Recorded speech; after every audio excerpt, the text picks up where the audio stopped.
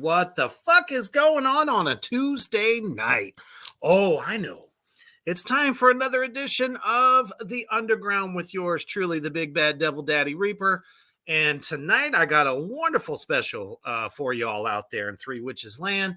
I have the great Adam Cody from Holy Roller on Black Doom Records with us tonight. And we are so happy to have him, especially in the midst of all of the just lots of buzz on the band right now, especially with your latest single. And we're going to get to all that in just a moment. But first, we're going to cut to a commercial from our wonderful sponsor over at Villain Arts Tattoos. Check it out. Hopefully.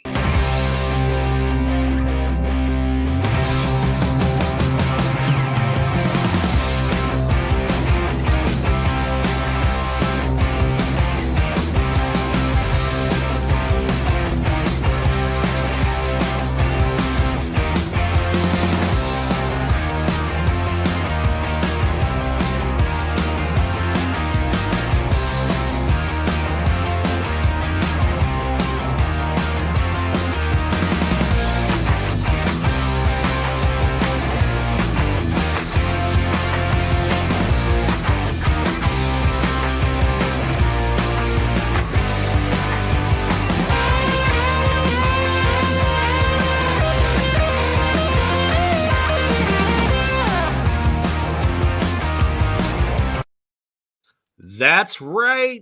Chicago, get ready for Reaper and Mischief coming to Villain Arts Tattoo Convention in Chi-Town. That's right. We're going to be there signing some photos, get some photo ops. We're going to have some tasty treats from our store. And come on down and hang out with us. That's what it's all about. It's more than just tattoos. It's a show. All right. So we are back with Adam Cody from Holy Roller. Ta-ta.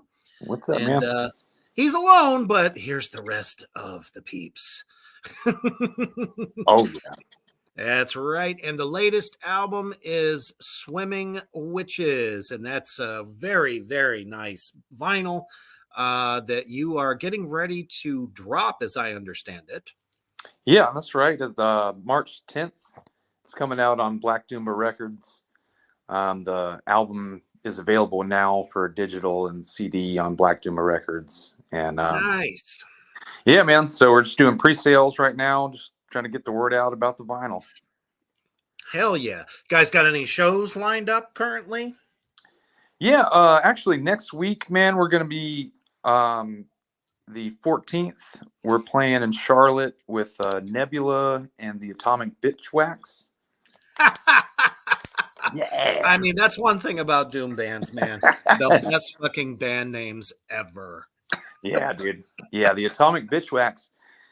Not only is it a killer band name, if you've never jammed on them before, they're a badass band, man. Oh, I most definitely will check it out.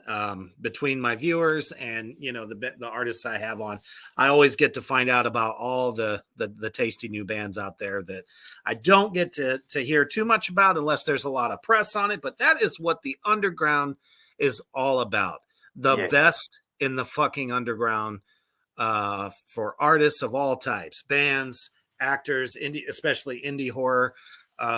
And just about all the people behind the scenes as well. So we are definitely privileged to have you here. I love Tommy Stewart and Black Doom Records. And I actually manage Grave Next Door. So y'all are label mates. So we are no strangers to you guys. But yeah, that's badass, man. Grave Next Door guys are kick-ass dudes, and we met them through Tommy. Yes. Same Just with great bunch of guys, and with just one dream, and man, we live it together. hell yeah, man. So do you live near close by to the Grave Next Door guys? Not too far, I would say. I mean, I'm in Nebraska, so I Gotcha. guess I don't know, just a matter of maybe 4 or 5 hours, something like that. I know we're not far from Chicago, and then you follow through Chicago, you end up hitting part of Michigan. Had to think about it. So Hell yeah, man. That's cool. yeah, absolutely. Kyler, yeah, you're late. So guess what you get?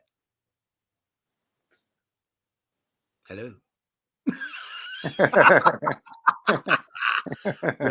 right. Nice. So now you get to have sweet dreams of Danzig's lazy left nipple. All right. So let's just start at the beginning, man. How did you get into this business? I guess the start would be in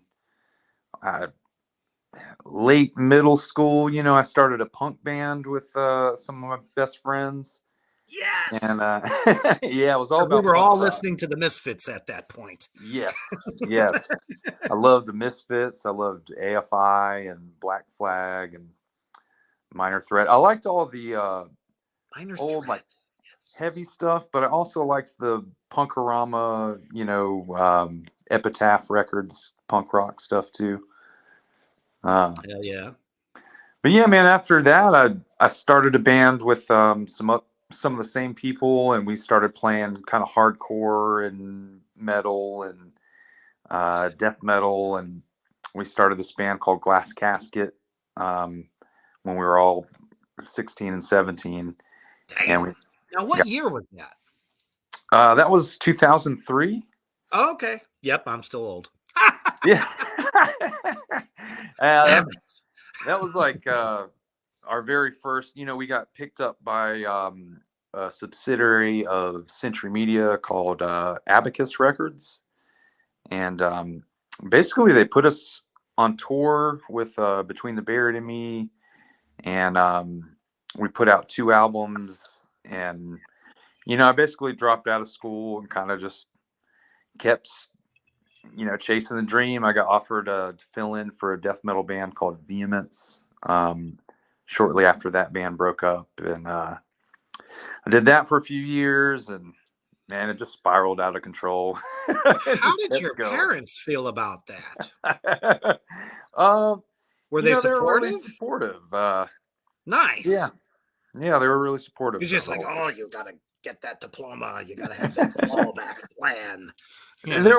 We had some of that, like it wasn't all glory. Wine and roses. Yeah, there's a lot of. I mean, in the beginning, my parents were very much like, you should get a education to fall back on, and I think around that same time, my sister committed suicide, so it really shook up our family dynamic. Like, no, for sure. So things were just like really crazy, and they kind of saw people respond to the record because I wrote about my sister in the record a whole lot. And, understandably.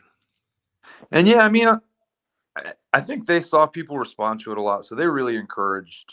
They saw it as a really good thing or whatever. Yeah, I mean, it is kind of positive because that's usually a topic that doesn't really get covered. Especially in that type of music, even though it's known for kind of breaking barriers. So it's kind of like you guys broke that barrier too. So my hat's off to you. That's a hard one to vocalize. Yeah, man, I'm proud of the records that we did. I was just a young kid, just really writing very brutally honest lyrics about mental illness and, everything that high school kids going through, like heartbreak and all that nonsense. But yeah, I'm really proud of the bringing awareness to mental illness. That's kind of like always been a goal. Oh, absolutely. And then from there, you kind of bounced around some other really good indie label type stuff. So yeah, I think you said you did some death metal, grind. Yeah, I did a. Still, the band never broke up, but a band called Columns. We put out one album with Relapse Records, and then shortly after that, I joined a band from Charlotte called Wretched, Mm-hmm. and they. I was with them for 2 albums, but as a whole, they put out 4 albums through Victory Records. Uh, Wow. Yep. That's yes, another big one. yeah, that was fun, man. Whew. That band did a whole lot of cool tours and stuff. We toured with like Dying Fetus and Damn. I was gonna say, who was your favorite roadmates? ooh, man, I loved watching Dying Fetus every night. Like they were Oh, they're they were fucking badass. incredible. Yeah, I mean, they were really business bands. Mm. They hung out after the shows, but like I'd say the band that I got the closest with on a tour would be like maybe the guys. Have you heard of Rivers of Nile? Oh yeah. Yep. Those guys were Not a fun. band that really gets a lot of like commercialization, but Mhm. there was a time where I think they had first came out and they Mhm. were kind of pushing them, but after that, it just it was up to them to propel themselves. So Yeah, yeah, those guys, they're really good, man. I know they've gone through some lineup changes, but when we toured with them, man, it was just the most fun I've ever had. that's awesome. Yeah, those So guys. yeah, from talking with you, it seems like we both kind of come back full circle, starting out in much heavier dynamics, and now to like the doom stoner sludge, um, somewhat southern style, downish Yeah. type stuff. So, um, what made you decide that? Was it after you had left the last project, or? Yeah, man. Honestly, the last band I was talking about, Wretched, we were touring a lot, and the whole time I was out with them, I was driving a whole lot, and Mm-hmm. late at night by myself, just cranking tunes and smoking weed. For All sure. the good things. but Right. but man, honestly, like the whole time I was basically listening to Clutch and Sword and Orange Yeah. Goblin, Red Fang, and Orange Goblin. oh, I Yes. love Orange Goblin, man. Yeah, they're one of my Maybe favorites. some Red Fang in there as well. Yeah, I love Red Fang. I love Elder and Mastodon. And, Ah, uh, yeah, they're actually coming to Nebraska this summer. So guess who's going? yeah, but the Gojira Mastodon show. Yeah, it's them with shit. Lorna Shore's on there Yeah, as the supporting act, and one other big one. I don't know why it's totally getting past me right now. Oh, Gojira. That's right. yeah, dude, I love Gojira too. That's probably one of my favorite bands Fuck. of all time. Those guys fucking rock. Yeah, dude. All Yeah, right, real quick here. Kyler says, well, shit, I'm sorry to hear that, Adam. I'm a huge supporter when it comes to talking about depression, mental health, and suicide. So I know what you feel. I appreciate it, man. Nice. I honestly think that's something we can all relate to in one form or another.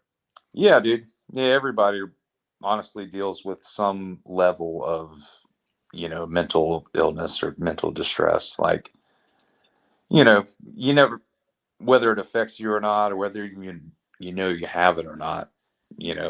For sure. I think it's innate in everyone. It's just a matter of to what level Mhm. and whether or not you're able to control it, have a good support system, all that stuff. Yeah. So for sure. And if anybody out there says they don't, they're kidding themselves. Yeah. I mean, shit, it's as simple as if you've ever broken up with somebody, you go through a depression phase. Don't Yeah. tell me you don't. Yeah. Absolutely, man. Nobody's impervious to, a little bit of Nope. that every now and then. Hell yeah. So why did that end up not working out for you? with the last Um, band? I think that band was kind of like a all or nothing. We're either full time or not Ah, kind of deal. how long were you guys like on the road for? Was it months at a time or Yeah, little stretches? we were kind of road dogging it out for a couple years. We were basically like a month on, a month off, a month on, a month off for Oh, I that's don't know, tough. 3 or 4 years or so. Mm, But I don't know, man. It was some of the best times of my life, sure. and some of the worst times of my life. Well, road life for a musician can really kind of, especially if you have like a family and stuff like that, it gets tough trying to balance the two. Yeah, yeah, that was really. I don't know. I have my own mental illnesses and Sure. dealing with traveling and trying to keep a relationship. Those two things just weren't really working out for me so well. Uh, Ah, I understand that. yeah, Especially, you want to be there and then you're missing out on these things and, you know, I mean, depending upon how good the relationship is, you don't know what's going on behind the scenes. You yeah, know, I totally get that. I was actually a victim of that many, many moons ago when I was on the road. So yeah. I can relate. Were you what what were you doing? Were you playing or managing or? Oh, yeah, I was playing in a death metal band called Hellbent Nice. at the time. That back in, oh man, that would have been 2006 to 2008. Yeah. Nice. Um, there was a little bit of, tragedy that struck, and I had to go out on the road more in order to make more money. And Yeah. well, that opened up the playground. So, Yeah. it happens, but Yeah. you know, so yeah, I feel that, man. Um, so then you just kind of decided, well, I've done the heavy thing, for quite some time. You're ready to kind of get back to roots. Yeah. I always sang for these metal bands, and I really had been like more interested in playing guitar and writing songs more than anything. And really, the it all kind of started from just the want to start a band where I was like actually writing songs and not just contributing the vocals to it. Um, so the first EP that we released, we did a self-titled EP in Hmm. like 2020, um, and I think most of the songs on that are just kind of songs that I had kind of come up with, um, just messing around in my basement. And It's usually how it starts. yeah, yeah, it's like a lot of those songs were kind of that, and then we got all the different guys on board, and this last album is really the first full just band Holy Roller album. Yeah, it um did kind of look like you went through a couple of member changes throughout the time. yeah, we did a little bit.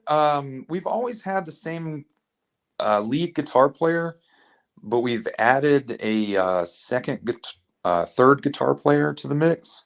Ah, um So we've got one lead guitar player that he is also a cover artist. His name's Jim Mayberry, okay, and nice. he's just pretty much constantly playing shows. Like he plays like 6, 7 times a week. Damn, that's nice. Yeah, yeah. So Nothing wrong with that.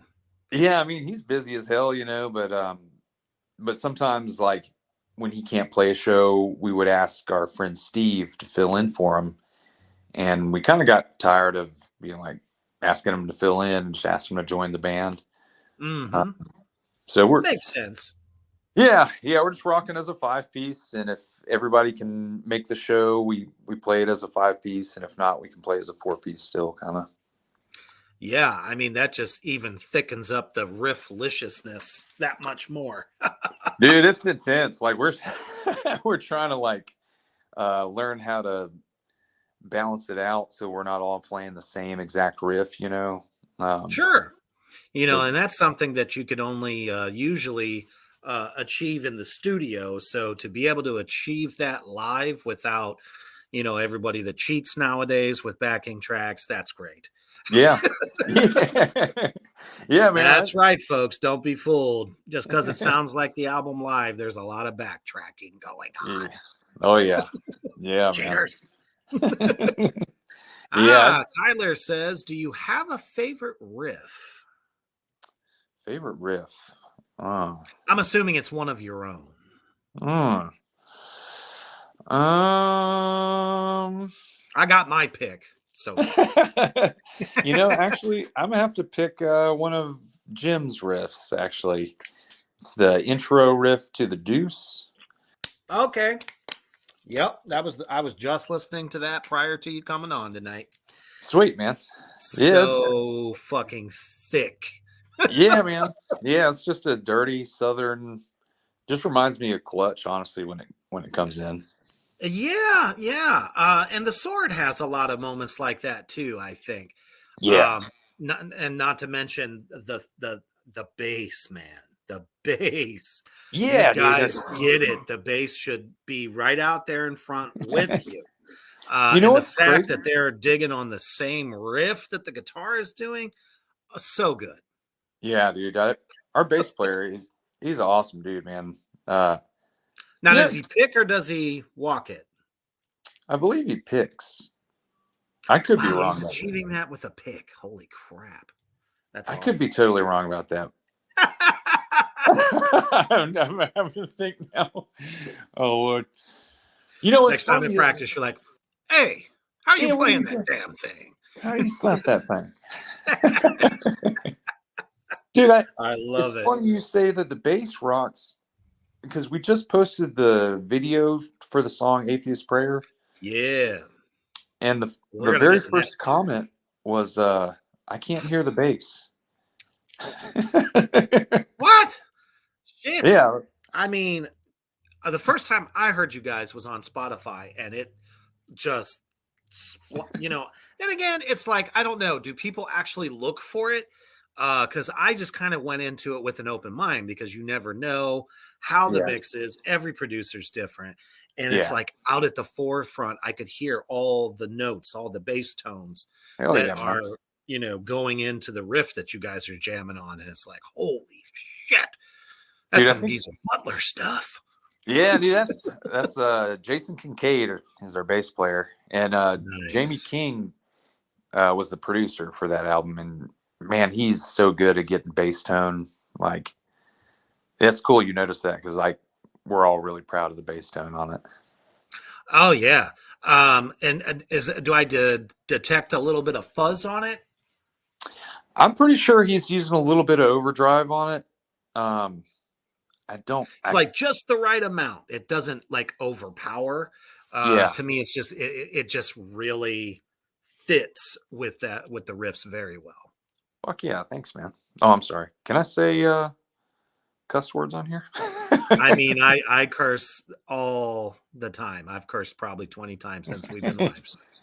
Cool. And I drink while we have our little conversation. It's kind of funny. Whenever I used to, before I got into the podcast business, I was like, it'd be so cool to do a podcast, kind of like the gentleman caller kind of thing. Got the drink and everything. Only it's demonic as fuck, and I love it.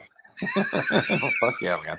Just want everybody to feel at home here at the Underground. Oh yeah, absolutely. What's up, Cody? Haven't seen you in a hardcore minute.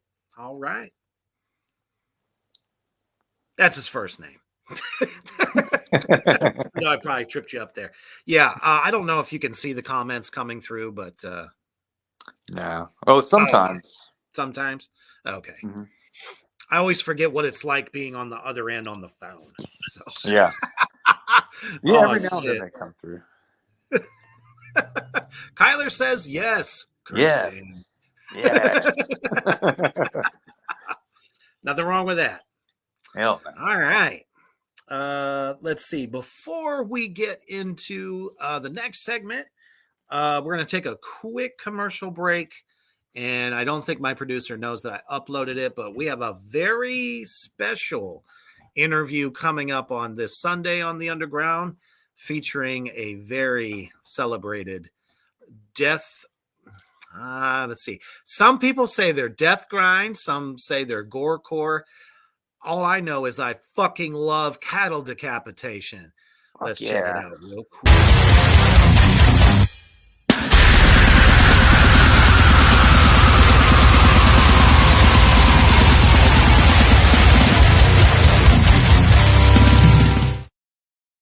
That's right. Josh Elmore, the lead guitarist of Cattle Decapitation, will be joining the Underground and gracing us with his unholy presence this Sunday at a very special time, because he is a very busy demon. So it's going to be at 2 o'clock CST. So hell yeah.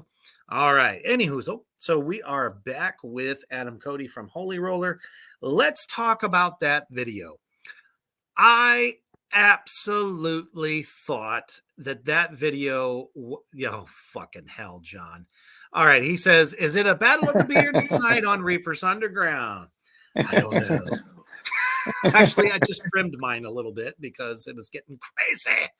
But, that and, when we eat, it gets to be a little bit of a sport.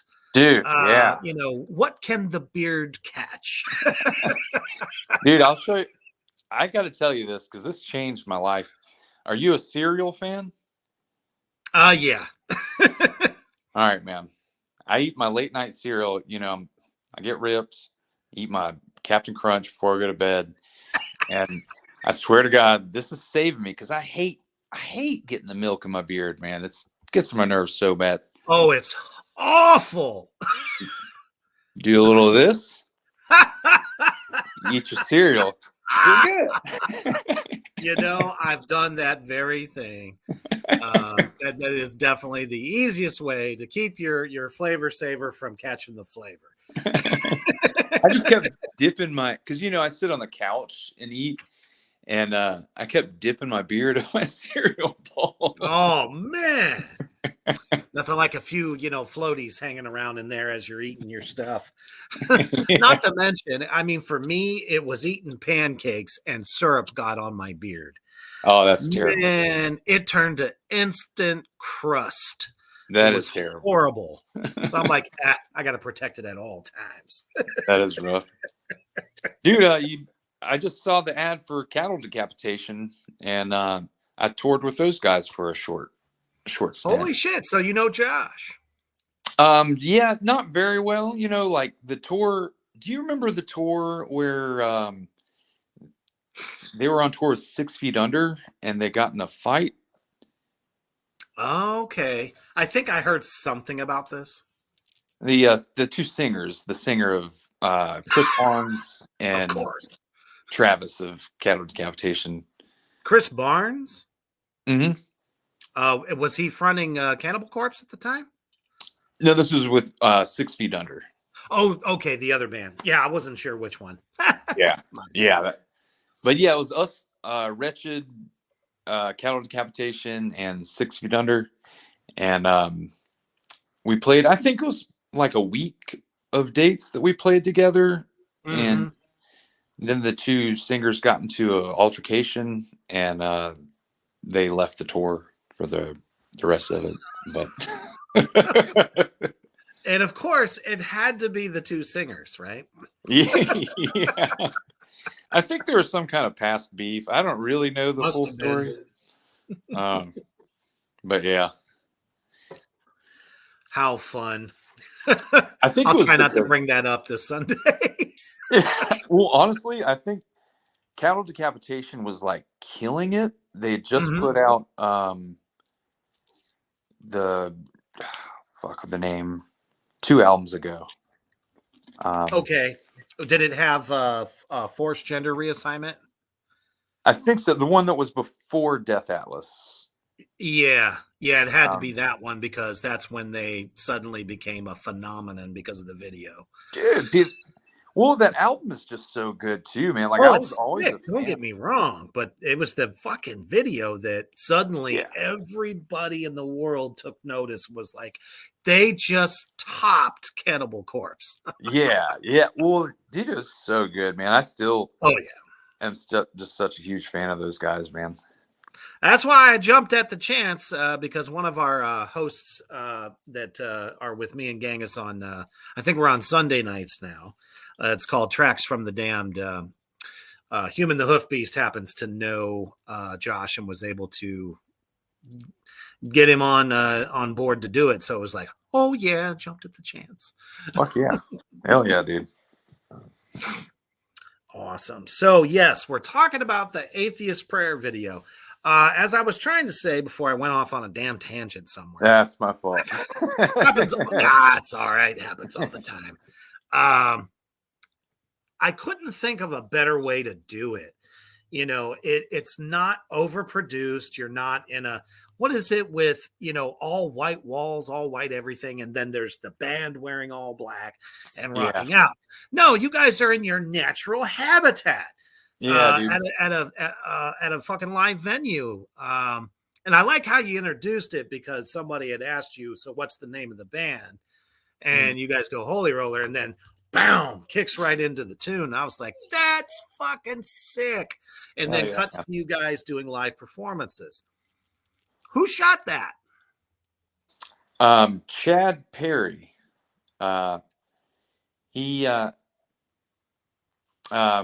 a good friend of our drummer, and he's done a few other things for us. That's cool. It's good to have somebody like that in your back pocket. Yeah, well, we actually had several friends help film footage, and then we sent it to Chad, and Chad really did all the editing. Yeah. I think he filmed all the poorhouse footage, but the studio footage was from another friend of ours. Nice. But yeah, man, Chad Perry, he honestly, we had done a few lyric videos with Andy Pilkington from Very Metal Art. And he had done some really cool stuff for us. And we just really wanted to try something new that actually involved us being in it and, you know, having a little more identity to it than just the lyric video. Yeah, I'm so kind of torn on lyric video, which is so much easier to put out. Yeah. But they never, well, I shouldn't say they never, because I've seen some lyric videos that really do kind of capture at least a foreshadowing of what the song is about. Now, Genghis, our producer, he's done our latest lyric video that we haven't released yet, and I actually feel like this captures the story. It's almost like a video within a video. It's you know, you get the lyric content, but there's some live scapes that kind of come in and out. So I think that is going to be more powerful. How do you feel about the lyric video craze? Seems like everybody wants them. You think it's just for the lyrics? Dude, I'll be totally honest with you. I couldn't care less about them. I kind of figured. I've always wanted to ask another band that, because you know, we all do them. You know, we have to if we you know, haven't put together like an actual video. Me myself, I would rather do a full on, you know, video. You know, much like, you know, you guys did, but you know, it's just like, damn, we have to do them though. Yeah, it's, you know, it's a price thing too. They're a lot cheaper. Very, very much cheaper. Yes. But like, honestly, like even when we do them, I feel like I'm bugging the people that make them, because I'm just like, all right, make it more of a music video, and you know, more detail. Something more visually that makes sense. Yeah. I mean, I don't know. It's hard to capture it with just backgrounds. Yeah, with just stills or like short animated stuff. I think that newer animated lyric videos are kind of cool. Like, it really depends on how much you put into the effects and for sure and whatnot. But I don't know. For me, like, if I'm gonna watch anything from a band, I want to see them playing live, basically. You know, and I think that's also comes down to being an artist too. any of us that are in bands would like to see them actually play it. Yeah.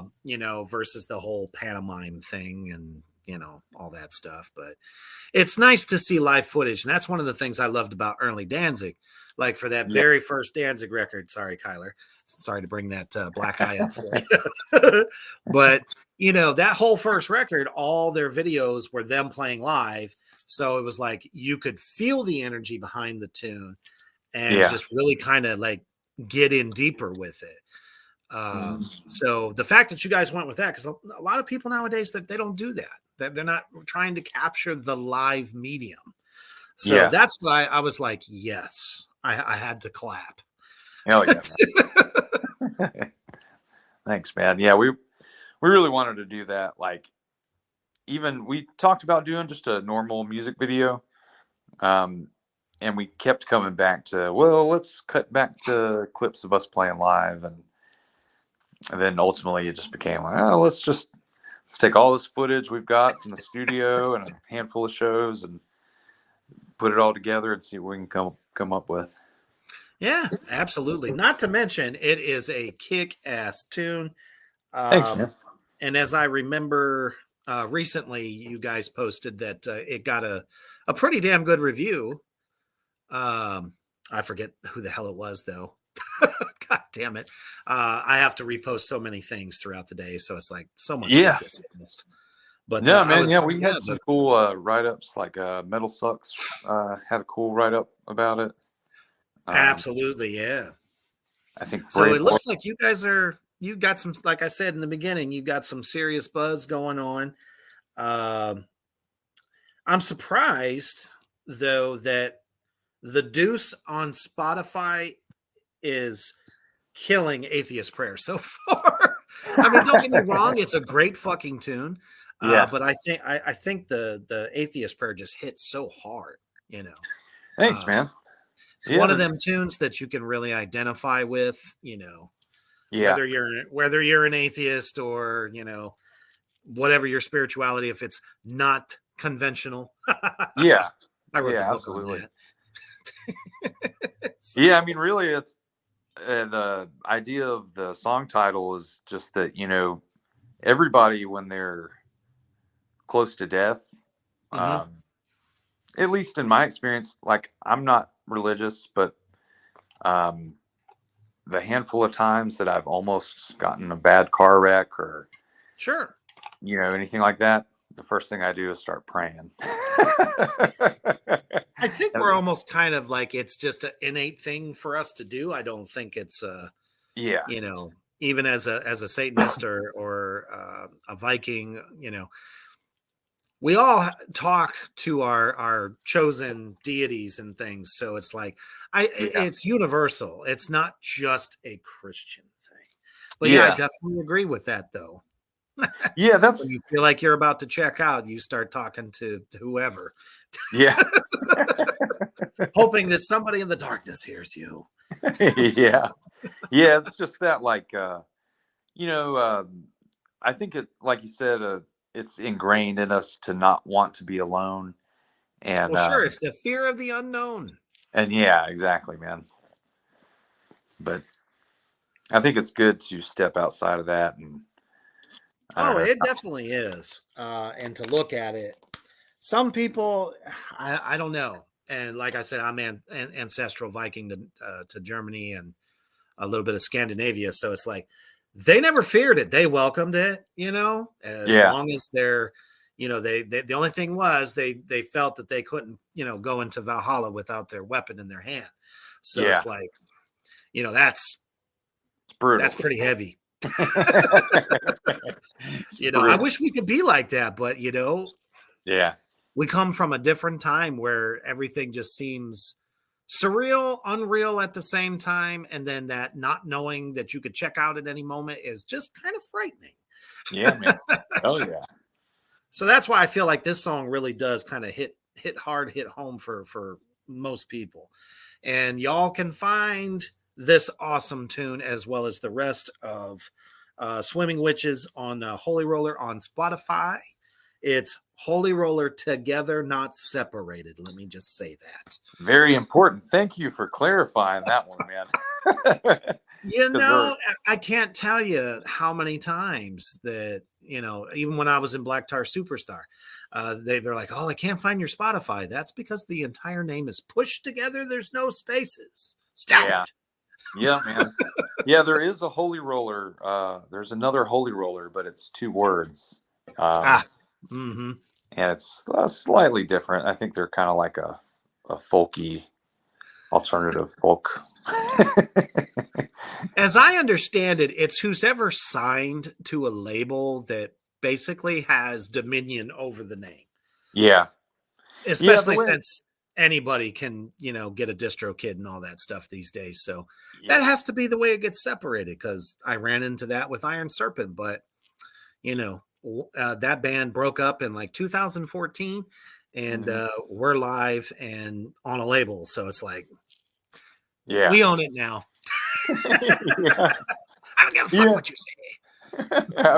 I kind of think it's just whoever has the bigger name, like kind of Yeah, keep it. that's what I think also. It's like, all right, if you're just play at the lounge every once in a while kind of band, and like I said, no label contract, you don't have merch out there, all Yeah, that stuff, then you might as well just walk away from it and come up with something else. yeah. And honestly, fighting over the rights to something as silly as a band name nowadays, like, It is. it's just kind of like, whatever. That's that. We'll just I'm add telling you, that's how I NC feel or about it too. It's a dumb thing to fight over, especially when there's no monetary value in it. yeah, It's not your songs, it's ours, asshole. yeah, yeah, yeah, man. I don't know. I think we have a pretty distinct sound. You do, very much so, and we kind of talked about it. It's a lot, There's some hints of, obviously, there's a little bit of Sabbath in all of us. Oh yeah, That's always gonna be there, yeah. but I think it's just, as relevant as the Sword, Cool, man. all them witches, because Sweet. it's more of like a groove oriented kind of feel to what you guys do. But there's also like this barn stomping rock, Yeah, a little bit more straightforward. It's just kind of almost anthemic a little bit. And like you were talking about your influences style wise, and I see it. And I think that's what sets you guys apart from a lot of the other bands. Maybe even like a little bit of Alice in Chains in there, I hear. yeah. I was thinking lyric or vocally, because your voice is so powerful. Fuck. Thanks, man. Yeah, I appreciate that, man. And It's it's really cool to see that, the years that you were singing more death growl, and if you were doing grind, were you squealing? I was doing. It was all brutal lows and Damn. high screams. Isn't that something? So this is probably a breath of fresh air for you. Dude, it's been a challenge. Like, yeah, I'm still not the best singer in the world, and it still takes me a little time to warm up into shows and stuff. So the first couple songs, I'm kind of just like biting bullets, just like Oh, letting I out understand. terrible I'm sure noise. Ozzy went through that all the time, Yeah. Yeah. because he was kind of the king of blowing his voice out, 3 songs in. So I think you handle it very well, actually, between Thanks, man. coming from that background. It didn't damage your vocal cords. And as my wife always puts it to me, it's like anything else. If you sing a little bit every day, it's Mhm. your vocal, your vocals are like a muscle, and Yeah. it's like pumping iron, Yeah. essentially. So Yeah, that's totally true, man. I feel like at the end of several years of touring with Wretched, like I could do anything to my voice, like just after I like, understand that is some pretty brutal shit to sing. We talk about people like Phil Anselmo, yeah, and why suddenly does he sound like he's never lost it, but Yeah, for a dude. period of time he did.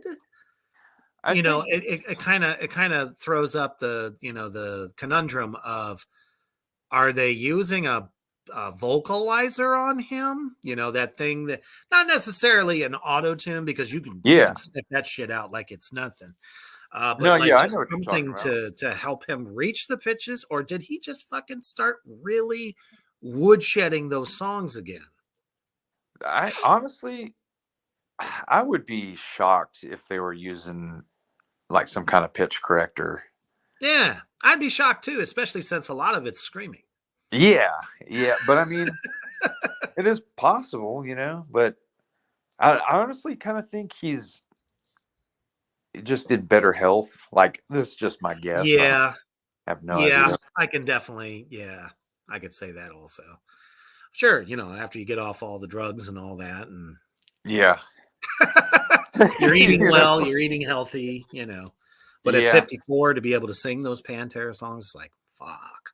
yeah, dude. I was honestly very surprised when all the reviews of the shows started coming back. I was a little surprised how well the vocals were being reviewed. Yeah, I actually felt the same way, because I was like, I saw the live stream of Vulgar Display of Pantera when he was Yeah, with the Illegals, and it wasn't that good. really. Musically, it was fine, but I mean, there was just some shit he couldn't do. I'll have to Yeah, check it out, man. Is it's that worth it. available online The still? band, the band itself is great. Yeah, you should be able to find that on their website, I believe, either their website or their YouTube. Gotcha. Yeah, I'll have But to check it out, man. now, the Atheist Prayer is the video we can find on your YouTube channel, and I believe Black Doomba's also. Um, I'm not sure if it's on Black Doom, but it should be. If it's not, Tommy, damn it, let's get it on there. we I mean, it's doing great. From what I could see, 1.3K. yeah, Lots of awesome compliments, comments on there. Just a lot of positivity. Where do you guys kind of see yourselves heading towards? Like, what is your ultimate goal here? I think our ultimate goal is just to really just to put out as much music as possible. Um, we want to play and get out there as much as we can, and touring is definitely on the table, but we're all working our 9 to 5s and Exactly. We are doing not the rich, drums. we can't just say, "Oh, I'm going to go off for a month. See ya." Yeah, yeah, Find yeah. somebody to fill in for me till I get back. It doesn't work that way, folks. That's why bands are doing shorter stints. Yeah, that's our goal really, is to do, a couple maybe week-long tours a year. Yeah, I mean, I don't see how that would be, so off the table. Mhm. You accrue some vacation time, and well, Yeah, sadly, instead of taking the family on a trip, unless they want to come with you, that's a different story. yeah, yeah, man. That's kind of how we're functioning right now, is That just doing makes good sense, everything though. we You're still can. getting that visibility. Yeah, yeah, man. We're hustling here in our region. We really, I'd like to get out of the region and get to the Northeast and to the West Coast, but Mhm. we're just gonna have to kind of build up to that. I could see you guys doing very well. Nebraska, Kansas, um, Wisconsin is a it's kind of Yeah, like an untapped resource for a lot of bands. And it's yeah, dude. like, when you think about going and playing a show and it ends up being like 10, 15 people, because venues, got to tell you folks, they don't promote shit. Yeah. They only care about what they're going to get money wise from local talent, and not the out of stater. Yeah. So, so a lot of times you end up playing in front of, like I said, 10, 15 people. But if you fucking rock their world, They're going to Yeah. talk about you, buy your stuff. But in Wisconsin, those people fall over live acts. Yeah. Whether they're national, not national, regional, doesn't matter. They love fucking metal. That's So true, man. That's very true. that might be a spot you want to also check out. Yeah. Because I manage some bands, Kansas and I forget the other one. God damn, Oklahoma. That's it. Yeah. I got a couple bands down there, and then obviously your label mates in Michigan, and a few others that are in Florida. So it's like kind of spread out. I have one from Germany, Oh, hell yeah. which is fun. So yeah, coming to the Midwest you guys would do really well. I would imagine Texas would be good, as well as like New Orleans. Yeah. It's like Doom Capital, around Yeah, there. dude. And New England. I think you guys would kick ass up there. Maine, Massachusetts, Maryland, the Maryland Doom Fest. I could see you guys playing that as well. So there's a lot of opportunities. And you're always guaranteed a good crowd. I could see you guys killing it at any festival. Hell yeah, man. That's what it's all about these days. It's fucking weird. It is. That is the thing, man. It's festivals or nothing. That's kind of like what big bands are doing. It's just festival tours. Let me ask you this. Do you think that's because people's attention spans need a ton of different shit instead of just one or two? It's like, God, I want to see everything all at once. Yeah, I think that's the intent. And then they get there because everybody I know, including myself, likes the idea of the big, giant, crazy festival. But then they get there and they're like, man, my beer is $14 and I can only see half the bands and I'm tired. Like I hate festivals now because, the bands all have these like real short sets and you can tell they're all not really enjoying it as much as their like normal club show or whatever. Nope, because it's not intimate. Exactly. That's just something about it. Something about having not some fucking 100-foot gate that keeps everybody back, and then you're all the way 100 feet back, and it's like, how do you connect with anyone at that point? It's just a sea of people, Yeah. Yeah, I mean that's actually exactly what it is, man. That's pretty good. Like, I don't know. It's like the only way to tell if they're even into what you're doing is if they're moshing. Yeah. Yeah, and it's honestly like so easy. Like the Wretched did one of those kind of festivals. It was the Rockstar Mayhem Energy Drink Festival. Oh shit. Yeah, that used to be a big show. It was a good one. It was the one we did was 2014, I think, and it just blew my mind how easy it was to get people to respond to you. Like, every time I said, "Throw your fucking hands up," like no matter what, if you said it with enough gumption. Did you say it just like that? Yeah. Let me I'm see just your teasing. fucking metal horns.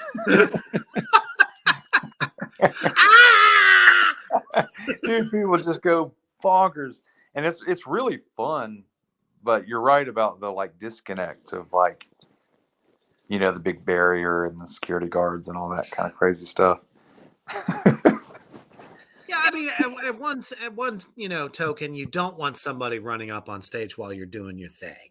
Yeah, because that's just bad. But for the people that are like 20 feet back, like lawn, they're only getting to really see you through a screen that's behind you or on the sides of the stage. And it's just like, never really kind of dug going to a live concert to see one of my favorites or even one of my heroes. And I can't see them, but see them on a screen. I don't know. It's tough. It's a catch-22, but nowadays that's kind of what metal is like. Strangely. Sorry. Doggy, doggy. Hey, 40. That's okay. Actually, we're going to go ahead and cut to one more commercial before finishing up our final segment with Adam Cody here from Holy Roller. Check out the awesome artists at Reapers Underground Productions. Check it out.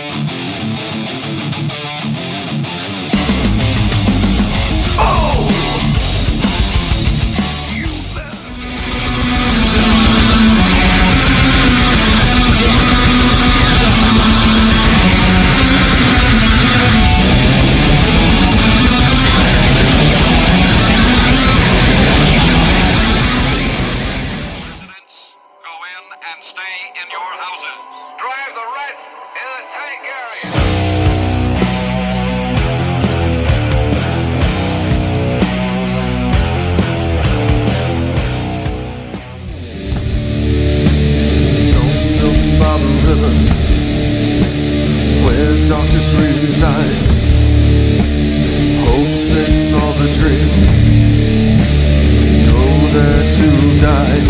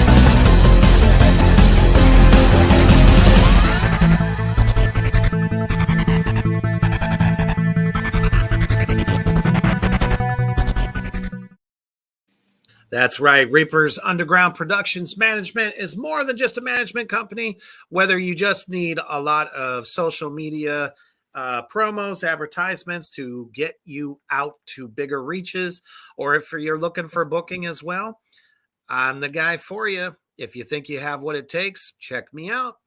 All right. We are back with Adam Cody from Holy Roller. And man, just a wealth of experience and knowledge. And hopefully, if there's anybody out there in Three Witches Land that is watching this, hopefully you've shared the fuck out of it, because that's what you're supposed to do. Have learned something for if you're in an upcoming band and you're trying to figure out how to do this, how to do that. Gotta tell you, it's about 60% your own hustle. Yes. Labels do not do it for you. The 80s have been over for years. You know, and it's sad that a lot of people still think that, oh, just because you're on a label, suddenly you can kick back and go, okay, I got it made. No, you don't. Yeah. Yeah, that's just the start, you know, like really you get a label that's Really willing to work as hard as you do and you've got it made. Like for sure. And not all of them do. Yeah, that's true. I've been on 4 different ones, I guess, and you know, I can tell you right now, 3 of those were decent, you know, situations, and one of those was terrible situation. Oh man. Financially. I mean, really in music, don't expect to go make a living, you know, even if you're touring 24/7, like the expense of it is just so great. Astronomical.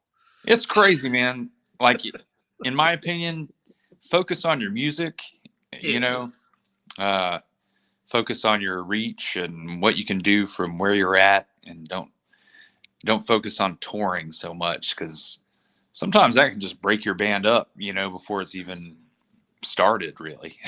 Oh, absolutely. That's why there are so many bands nowadays that are getting their hands into other entertainment mediums in order to get their music out. You got Ice Nine Kills that goes around and does a lot of horror cons. Yeah. That is where they're making their bread, because when they go, they get a big old chunk of money just to show up. Yeah. Yeah. I bet that's pretty cool, man. Like I'd love to get into something like that. Exactly. And I think that's really a new avenue for a lot of bands, because metal coexists alongside horror very well. Case in point, Jennifer's Body and the song by Sword that played while the chick was getting up out of the water. Yeah. Who would have thought? Typo Negative did the intro song for I Know What You Did Last Summer. There's just so many metal soundtracks to some of the best horror films that are out there. Who did was it Il Nino that did the Jason soundtrack? What am I thinking of? For which one of the franchise? Oh man, this would have been like Jason versus Freddy, I think. Oh, yep. Then you're probably right. It was there either was Il Nino. a ton of metal on there. Yeah, there was a bunch of good metal on there. Yeah, man. Even Resident Evil. Yeah. Slipknot was on there. Kill Switch Engage. That's the song playing during the credits. Yeah. It's like, holy shit. So yeah, it's really about how you can connect and reach other audiences to get them excited about what you do. And shorter runs, people, is where it's at. And you know what I think? The less amount of shows you play makes you that much more wanted. Yeah. You know what I mean? It's like you do limited performances, which is kind of what we're doing with Iron Serpent, because our guitarist lives in Ohio, and then my wife and I are here in Nebraska. So, we have, some stuff planned for the summer, but it's going to be limited, So I think that'll make it that much cooler. Yeah, dude, it makes it a little more important when when the band's going to come back through the next month at the same venue and play the same set. Yeah. I don't have to see them every time. Yeah, exactly. Yeah, totally I think that's agree, a smart way to do it. Hell yeah. Well, we just absolutely amazed and glad to have you on the show tonight. I'm glad that we were able to talk about it. March 10th, people. Yes. Swimming Witches vinyl. Let me get that back up there one more time so you can see this beautiful piece of machinery. Oh, let me try that again. There it is. Oh, yeah. In all its glory. And the colors, just all the way down to the killer band photo that's in the center, takes me back to, when I was a young pup at the end of the 70s. Hell yeah, dude. I'm not that old. I was born in 76, but I can still remember the last Black Sabbath album, Never Say Die. I did get to see that. So that's just awesome. So many of you guys love vinyl, especially a lot of my viewers as well. So awesome. Check it out at Black Doomba Records. I believe you're also on their Bandcamp. Yeah, we are on the Bandcamp. So if you want to get that digipack, or if you want to get a physical CD like myself, sorry, I really don't prefer to get my music digitally. I like to have it and say I got it, I supported. It makes me feel good as a listener. Hopefully it does to you guys too. So to your success, keep pushing. Guys are doing a phenomenal job. Can't wait to see what you're doing in the future. So we'd love to have you back on, and we will definitely promote just about everything that comes through. I do it for every guest. So we appreciate it, man. I really appreciate you having me on the show, man. It's been kick-ass talking to you. Absolutely, man. It's like I said, it's not one of those show on April the 18th, I read that you did that. Fuck off. No, I don't do that. It's a conversation. We're Hell all yeah. colleagues here. Yeah, absolutely, man. We're all fans. So, That's yeah. first and And foremost. thank you all for tuning in tonight. And like I said, don't forget, Josh Elmore of Cattle Decapitation will be with me in the underground on Sunday. I believe Hoof Beast is going to join me for that also. So it'll be really kind of cool.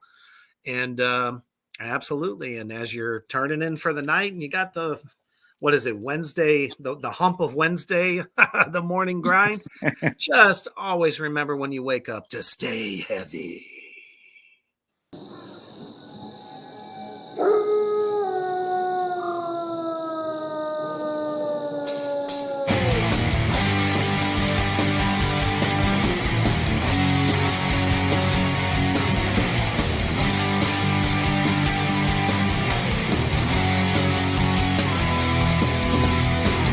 See a corpse rotting in this wasteland.